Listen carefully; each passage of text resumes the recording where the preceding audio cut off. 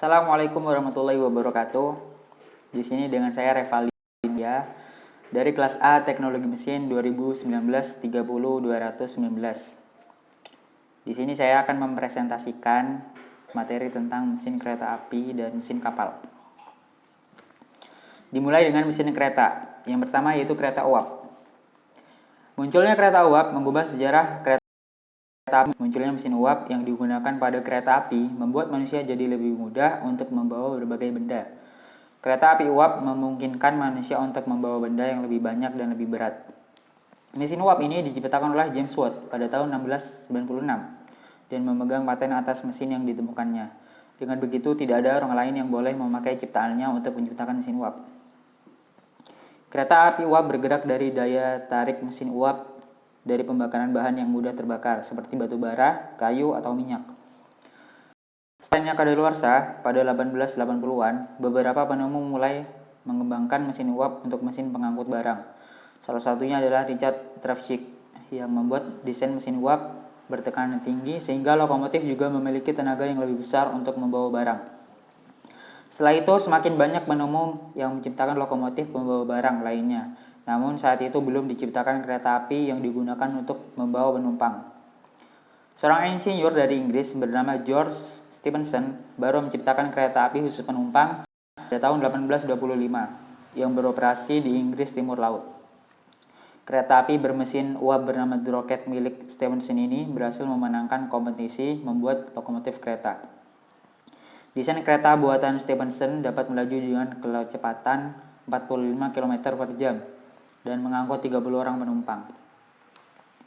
Yang kedua yaitu kereta diesel. Setelah kereta api dengan mesin uap mulai banyak digunakan untuk mengangkut penumpang, mesin kereta api mulai mengalami berbagai evolusi.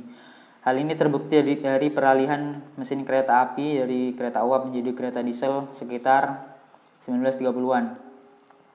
Meskipun perubahan mesin kereta api baru digunakan sekitar 1930-an, mesin diesel sudah dipatenkan sejak 1898. Mesin diesel ini diciptakan oleh Dr. Rudolf Diesel yang bergerak dari pembakaran bahan bakar seperti minyak tanah atau bensin.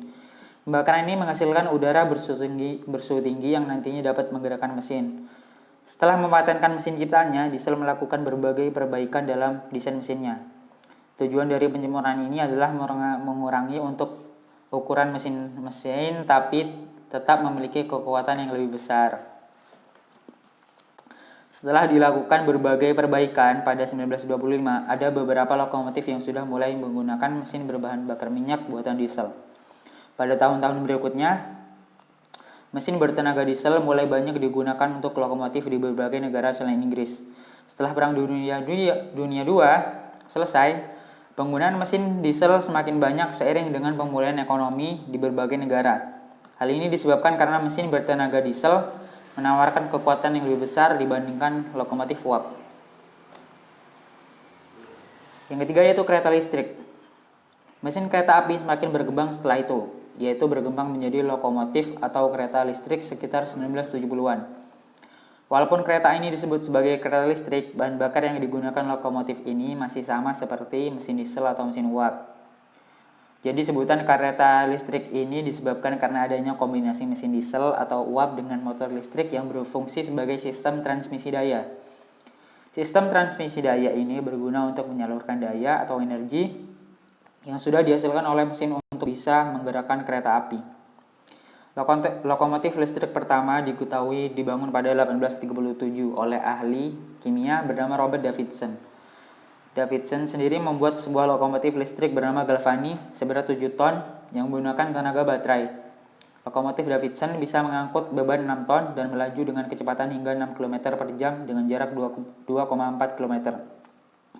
Namun saat itu belum ada kereta listrik khusus penumpang karena daya baterai yang terbatas. Pada 1879, kereta listrik penumpang pertama baru dioperasikan di Berlin oleh Werner von Siemens. Setelah 1880-an, kereta listrik semakin banyak digunakan selain kereta diesel, terutama setelah semakin banyak terowongan yang dibangun. Hal ini disebabkan karena kereta listrik tidak menghasilkan banyak asap seperti kereta bermesin uap. Namun kelemahan dari kereta listrik ini adalah biaya keperawatan yang tinggi dan penggunaan listrik yang biayanya juga besar. Selanjutnya mesin kapal. Mesin kapal sendiri memiliki susunan mesin induk. Pada kapal terdapat mesin induk, main engine, yang merupakan penggerak utama untuk menghasilkan tenaga dan bisa mendorong kapal atau memutar poros pada baling-baling sehingga melancarkan proses pelayaran. Yang kedua, mesin bantu. Sesuai namanya, mesin bantu atau auxiliary engine merupakan mesin yang mendukung kinerja mesin induk selama melakukan pelayaran, serta semua mesin untuk melakukan kegiatan bongkar muat namun tidak termasuk kettle uap. Yang ketiga yaitu kettle. Susunan mesin kapal selanjutnya adalah kettle atau boiler. Mesin ini digunakan untuk membangkitkan uap yang dipakai dalam menghasilkan tenaga penggerak. Selain itu, kettle juga dipakai sebagai sumber daya untuk pemanasan. Kemudian poros dan baling-baling.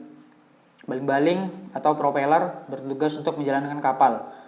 Dalam kinerjanya, sebuah baling-baling akan dihubungkan dengan mesin menggunakan poros atau shaft dan berperan sebagai penghubung antara mesin induk dan baling-baling. Kemudian pipa. Susunan mesin lainnya berupa sistem penataan yang terdiri dari sejumlah pipa dan katup, berfungsi untuk mengalirkan uap, air tawar, air laut, minyak, dan jenis cairan lainnya. Yang terakhir itu alat navigasi dan komunikasi. Dalam pelayaran diperlukan pula perlengkapan komunikasi, radio dan alat ukur sebagai sarana untuk memantau keadaan laut ataupun memantau kinerja dari mesin yang dilakukan oleh kru kapal.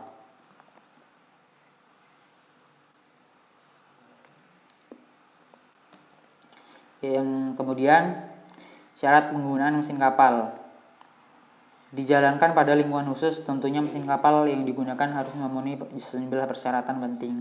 Berikut ini terdapat syarat-syarat dalam penggunaan mesin kapal. 1. Berukuran ringan dengan volume kecil sehingga memungkinkan ruang dan kemampuan muat menjadi lebih besar. 2. Memiliki tingkat kemampuan yang prima karena digunakan dalam lingkungan yang sangat luas, yaitu samudera, agar tidak berbahaya pada manusia, lingkungan, dan badan kapal. Yang 3 yaitu stabil dan memiliki ketahanan yang baik terhadap guncangan karena mesin kapal berputar sangat kuat dan tidak terpengaruh oleh dentuman dan getaran yang terjadi di atas kapal.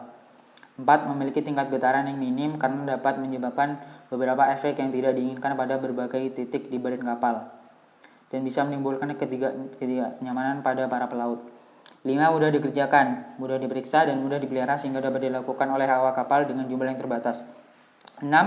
Tersedia alat pembalik arah atau reverse propulsion dan pengubah kecepatan.